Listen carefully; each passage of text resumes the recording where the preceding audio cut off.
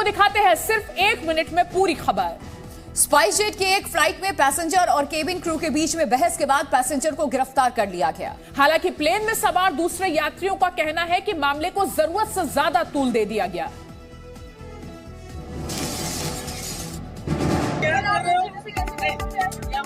तस्वीरें दिल्ली से हैदराबाद जा रही स्पाइसजेट फ्लाइट की हैं। तस्वीरों में दिख रहा है कि फ्लाइट में बोर्डिंग के दौरान बुजुर्ग पैसेंजर और एयर होस्टेस के बीच बहस हो रही है। एयरलाइन का दावा है कि पैसेंजर ने एयर होस्टेस के साथ बदसलूकी की, जिसका विरोध करने पर अभद्रता की गई। वीडियो में आप सुन सकते हैं कि बुजुर्ग यात्री एयर होस्टेस से माफी मांग रहे हैं और उसे अपनी बेटी की तरह बता रहे हैं। हालांकि उस फ्लाइट में सवार चश्मदीदों का कहना है कि पैसेंजर ने कुछ भी ऐसा गलत नहीं किया जिसको इतना तूल दिया गया। It was pretty much a mistake, और जिसके लिए पैसेंजर ने सॉरी बोला था। कोई उन्होंने कुछ गलत नहीं किया था, छोटी सी जगह है, आते जाते थोड़ा टच हो गया तो उन्होंने इसको जो है। ये भाई अपना खुद का सुपरमार्केट बना के महीने का 10 लाख कमा रहे हैं। हाँ, सिर्फ पैसे वाले नहीं, आप भी कर सकते हैं।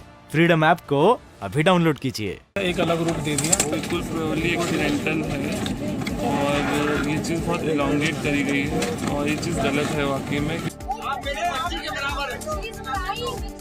हालांकि विवाद के बाद एयरलाइंस ने पैसेंजर और उनके सहयोगियों को फ्लाइट से उतारकर सिक्योरिटी एजेंसी के हवाले कर दिया। एक कहावत लखनऊ के लिए आपने सुनी होगी, बड़ी आम है, मुस्कुराइए कि आप लखनऊ में हैं। लेकिन अब इस कहावत को बदलने की जरूरत है और कहने की जरूरत है कि शर्माइए कि आप लखनऊ में हैं। हम ऐसा क्यों कह रहे हैं, जानिए इस रिपोर्ट के जरिए। लखनऊ का मिजाज बदल रहा है। पहले स्कूटी पर इश्क और अब कार में खुल्लम खुल्ला रोमांस। परवान चढ़ता प्यार अब रफ्तार के साथ वायरल हो रहा है। लखनऊ की फिजा में अब इश्क के चर्चे हो रहे हैं। हालांकि स्कूटी पर प्यार के खुमार में शामिल इन भाई साहब का नशा उतर गया था। वीडियो वायरल होने के बाद दूसरे दिन ही हजरतगंज पुलिस ने इनको हवालात का रास्ता दिखा दिया था। लेकिन अब लोहिया पथ पर कार सवारों का आपत्तिजनक वीडियो वायरल हो रहा है। तेज रफ्तार कार के सनरूफ से प्यार में मदहोश युवा जोड़ा इश्क लड़ाते बेफिक्र चले जा रहा है। तस्वीरें बहुत धुंधली हैं, इसलिए कार और कार सवारों की ठीक से पहचान नहीं हो पा रही है। लेकिन अश्लील हरकतें करते इस जोड़े को ना अपनी जान की फिक्र है और ना ही सड़क पर चलने वाले दूसरे लोगों की जिंदगी से कोई मतलब है। हैरत की बात है कि लखनऊ के हाई प्रोफाइल इलाके में हुई इस घटना से पुलिस अब तक अनजान है। अब पुलिस सीसीटीवी के हिसाब से आरोपियों तक पहुंचने की कोशिश में जुटी है। एक और जहां विपक्ष के कुछ नेता रामचरितमानस जैसे धार्मिक ग्रंथ पर विवादित टिप्पणियां कर रहे हैं, वहीं मध्य प्रदेश के सीएम ने धार्मिक ग्रंथों को सरकारी स्कूलों के पाठ्यक्रम में शामिल करने का ऐलान किया। रिपोर्ट दिखाते हैं।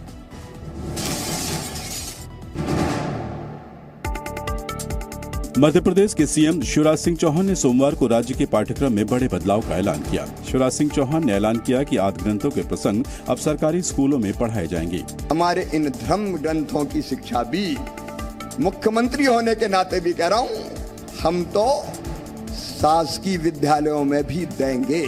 गीता का सार पढ़ाएंगे, रामायण जी पढ़ाएंगे, महाभारत के प्रसंग पढ़ाएंगे, क्यों नहीं पढ़ाना चाहिए।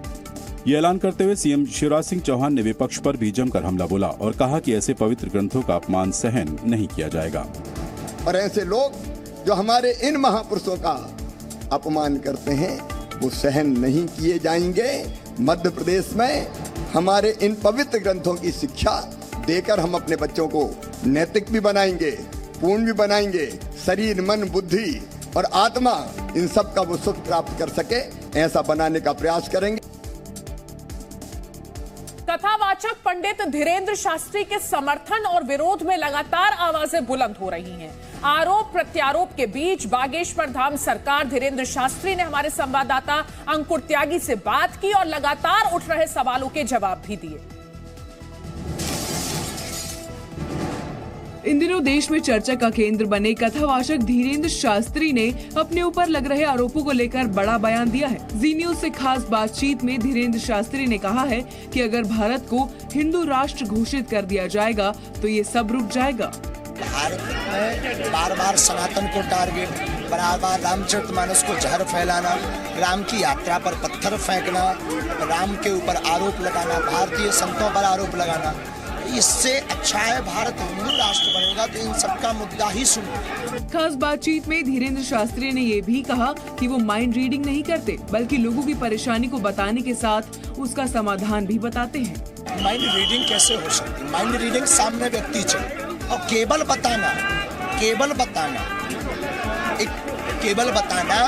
सामने बैठा व्यक्ति के मन की बात बता देना। अगर आप टेलीपैथी करते हैं और उसकी समस्या का समाधान नहीं कर सकते, कभी ऐसा होगा चिकित्सा नहीं दे सकते।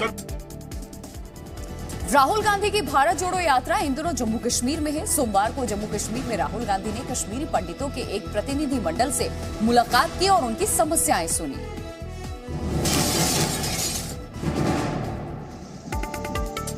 राहुल गांधी ने भारत जोड़ो यात्रा के दौरान सोमवार को कश्मीरी पंडितों के एक प्रतिनिधि मंडल से मुलाकात की। मुलाकात के दौरान राहुल गांधी ने उनकी समस्याओं को सुना।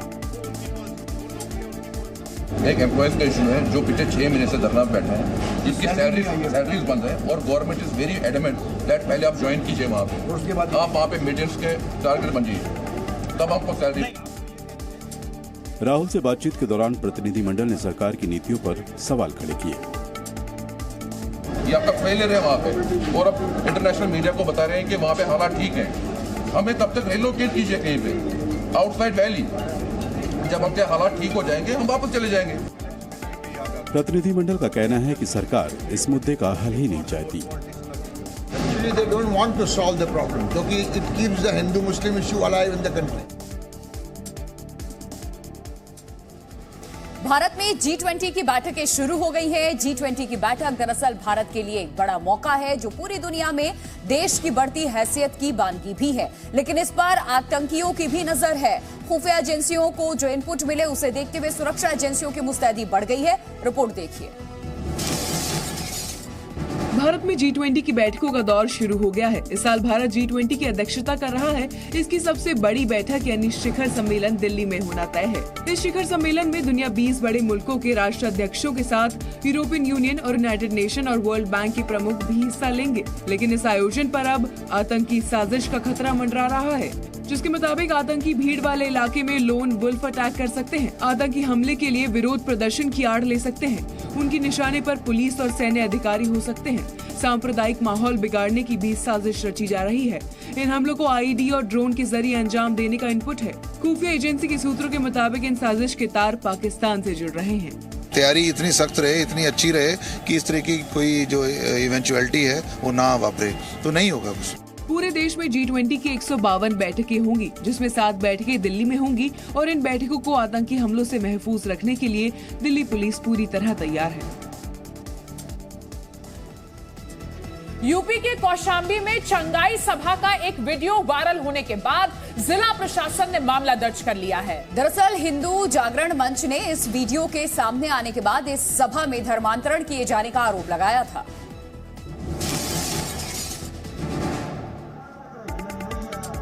कौशाम्बी में यीशु दरबार के नाम से चल रही चंगाई सभा का वीडियो वायरल होने के बाद प्रशासन ने इस मामले में कार्रवाई की है।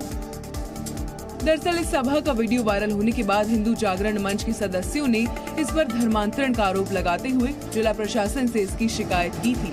आरोप है कि इसमें भूत प्रेत की बाधा दूर करने के नाम पर गरीब लोगों को गुमराह कर धर्म परिवर्तन कराया जाता है। सभा में भारी संख्या में लोग मौजूद रहते हैं। हिंदू जागरण मंच के सदस्यों ने इस पर लोगों को गुमराह कर धर्मांतरण का गंभीर आरोप लगाते हुए जिला प्रशासन से कार्रवाई की मांग की।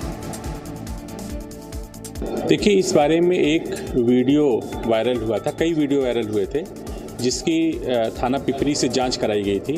जो आयोजनकर्ता उनको नोटिस दी गई और समुचित धाराओं में थाना पिपरी पर अभियोग पंजीकृत किया गया है। इसमें जो भी साक्ष्य मिलेगा उसके आधार पर हम कार्रवाई करेंगे।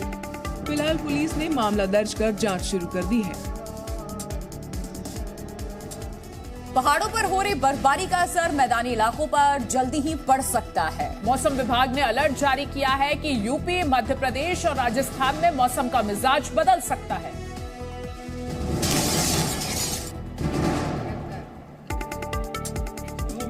पहाड़ों पर हो रही बर्फबारी आने वाले कुछ ही दिनों में उत्तर प्रदेश के मैदानी इलाकों में भी अपना रंग दिखा सकती है।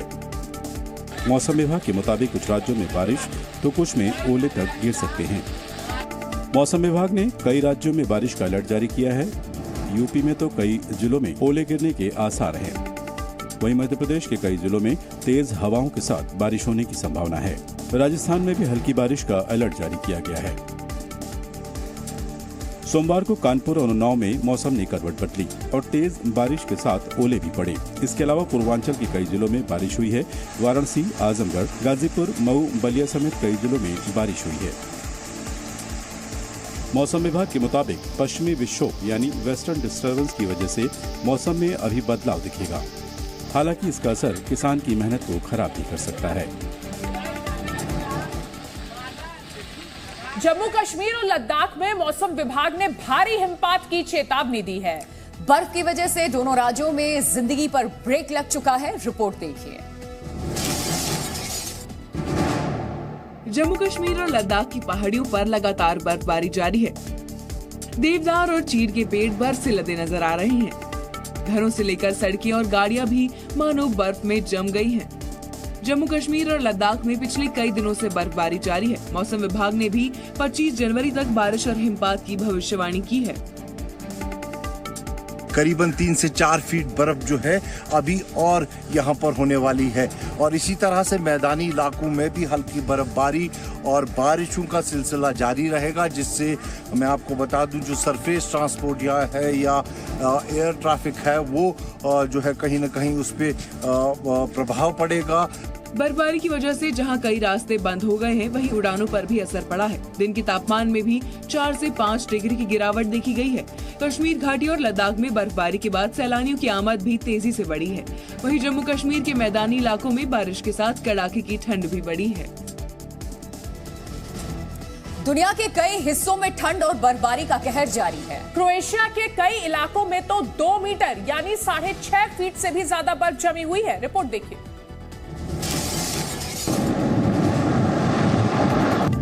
हालात चाहे जैसे भी हों, जीवन रुकता नहीं है। क्रोएशिया का डेलनीज शहर इस वक्त कई फीट बर्फ से ढका हुआ है, लेकिन लोगों ने ऐसे हालात में भी जीना सीख लिया है। भारी बर्फबारी के बाद लोग किसी आम दिन की तरह ही काम करते नजर आ रहे हैं।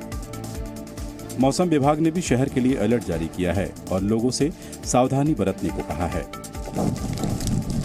तो वहीं पड़ोसी देश स्लोवेनिया में भी बर्फीले तूफान के बाद हालात बेहद खराब हैं। तेज हवाओं के साथ भारी बर्फबारी के बीच गाड़ी चलाना लोगों के लिए दूभर हो गया है। स्लोवेनिया में एक रात में ही करीब 12 सड़क हादसे दर्ज किए गए हैं, जिसके बाद अधिकारियों ने लोगों को सिर्फ जरूरी हो तभी यात्रा करने की सलाह दी है। यही नहीं, बर्फीले तूफान के बीच ठिठुरते लोगों पर एक और बड़ी मुसीबत आन पड़ी है। देश के कई इलाकों में बर्फबारी के बाद बिजली भी गुल हो गई है। हालांकि लोगों को जल्द बर्फबारी से राहत मिल सकती है। मौसम विभाग का कहना है कि मंगलवार के बाद बर्फ कम होने की उम्मीद है।